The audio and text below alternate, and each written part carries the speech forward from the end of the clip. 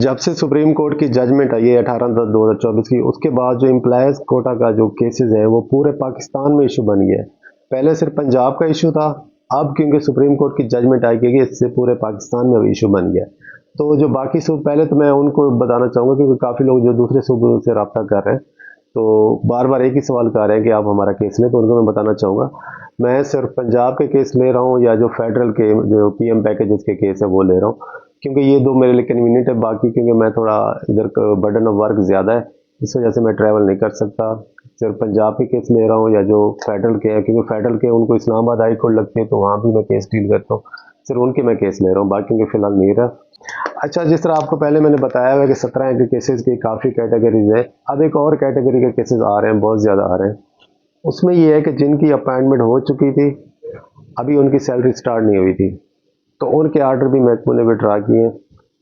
कुछ लोगों के जिनके आर्डर 24, पंजाब की बात करूँ, 24 जुलाई के बाद हुए अपॉइंटमेंट लेटर, तो उनके भी महकमे ने विड्रा किए थे। ये अभी मैं आपसे एक आर्डर शेयर कर रहा हूँ, ये 25/7/2024 को इनकी अपॉइंटमेंट हुई थी। तो अब सुप्रीम कोर्ट के फैसले के बाद महकमे ने इनकी अपॉइंटमेंट विड्रा कर ली थी। तो आप कानूनी तौर पे तो ये होता है कि अगर महकमे ने कोई आर्डर कर दिया है, आपने उसकी अपील करनी होती है। महकमे के अंदर अपील का इंतज़ार करना होता है, उसके बाद आपने कोर्ट आना होता है। लेकिन क्योंकि हमें अर्जेंट स्टे चाहिए होता है, तो उसमें ये होता है कि हम डायरेक्ट कोर्ट में चले जाते हैं। तो इसमें भी इसी तरह हमने किया है कि डायरेक्ट कोर्ट में चले गए, तो उसके अंदर कोर्ट ने ये ऑब्जेक्शन उठाया कि आपने अपील की, रेमेडी अवेल नहीं की। तो फिर उसमें क्योंकि हमें स्टे चाहिए था अर्जेंट, तो उसमें फिर हमने कहा कि इसको हमारी पटिशन को एज अपील बना के भेज दें महकमे को, तो साथ में स्टे कर दें ताकि हम काम अपने जारी रख सकें। तो इसमें क्योंकि हाई कोर्ट ने बल्कि उसमें क्लियर कहा था कि ये जो आर्डर किया है महकमे ने, ये गलत किया है, ये अनजस्टिफाइड है, उसको जज साहब की वर्डिंग थी। तो उसके बाद उन्होंने स्टे दे के, हमें स्टे करके उन्होंने हमारी अपील भेजी महकमे को।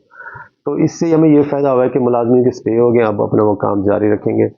अब महकमा अगर अपील में कोई आर्डर करेगा तो उसको भी हम फौरी कोर्ट में चले करके स्टे अपना कंटिन्यू कराएंगे, क्योंकि थोड़ा आगे जिस तरह मैंने आपको शुरू से बताता हूँ, कोर्ट में आने का एक लीगल प्रोसेस होता है, उसके साथ कोर्ट चलती है, एज़ पर लॉ चलती है कोर्ट भी।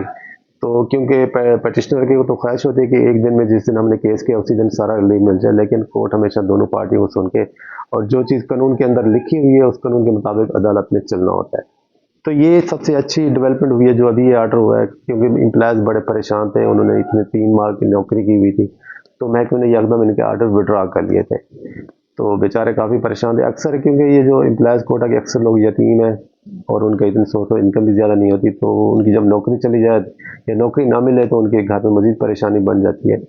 तो इसमें भी मैंने ये आर्गूमेंट की थी जज साहब के सामने कि ये तो ऑलरेडी भर्ती हो चुके हैं, बेशक 25 साल का आर्डर है, नोटिफिकेशन के बाद क्या है, लेकिन हमारा राइट तो ऑलरेडी पहले जो है वो उसमें वेस्टेड राइट क्रिएट हो चुका था। तो इसके बाद आपको लोकस पोटेंशियल भी मैंने हवाला दिया था इसके अंदर, तो सारे उसमें जो लॉज है उनके हवाले देके फिर जज साहब ने इसको स्टे किया था, और जो महकमे ने आर्डर किया था उसको सस्पेंड कर दिया और मुलाजमीन अब अपना काम जारी रखे हुए हैं। तो ये एक नए केस, क्योंकि आप पूरे पंजाब में, पहले पंजाब में थे, अब पूरे पाकिस्तान में ये इश्यूज बन गए। आगे अब हमने क्योंकि जंग लड़नी है अदालत में महकमे के साथ। तो बाकी एक और मैं आपसे आर्डर शेयर कर रहा हूँ, इसमें महकमे ने जो एम्प्लॉयज़ कोटा के ऊपर थे उनको रेगुलर भर्ती करने से इनकार किया था।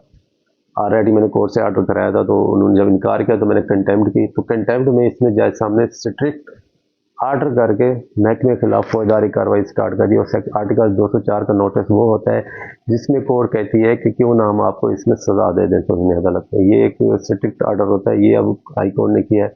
तो ये जैसे ही आर्डर गया, अब उसके ना जो मुलाजिम है उसके आर्डर महकमे ने पेश कर देने, अपॉइंटमेंट लेटर जारी का इशू करवा के अदालत में पेश करने। क्योंकि जब भी कंटेम्प्ट की, एक तो कंटेम्प्ट के होते हैं सिंपल नोटिस, ये जो मैंने कराए थे ये तो क्योंकि अदालत में लिखा हुआ है इस बंदे ने तौहीन अदालत की है और ये सज़ा का मुस्तहक है, जो अफसर था जिसने इनकार किया था भर्ती रेगुलर करने से। तो ये प्रोसेस होता है। तो ये जो लेटेस्ट अपडेट मैंने आपसे शेयर किया, मज़ीद तो ऑलरेडी से हमारे जो मुल्तान हाई कोर्ट बेंच का फैसला क्लियर हो चुका है। ये फैसला पूरे पाकिस्तान के ऊपर एप्लीकेबल होगा कि जिस दिन कानून ख़त्म हुआ है उससे पहले, चाहे एक दिन पहले भी किसी की डेथ हुई है या मेडिकल ग्राउंड पे रिटायर्ड हुआ है, तो उसका बच्चा भी नौकरी का अहल है। तो मज़ीद अगर आपका कोई सवाल है हम इससे पूछ सकते हैं। इंशाल्लाह नेक्स्ट वीडियो में आपसे मैं नेक्स्ट डेज की अपडेट शेयर करूँगा। दोबारा मैं आपसे रिक्वेस्ट करूँगा, आप लोग कॉल वो चीज़ पूछा करें जो चीज़ मैंने आपको ना बताई हुई हो। क्योंकि मेरे असिस्टेंट को काफ़ी लोग कॉल्स आती हैं, जिससे ये है कि नंबर हर वक्त बिजी रहता है, और काफ़ी लोग जिनकी ज़रूरत होती है, जिनको मजबूरी होती है, वो बेचारे कॉल नहीं कर सकते क्योंकि ऑलरेडी नंबर बिजी होता है।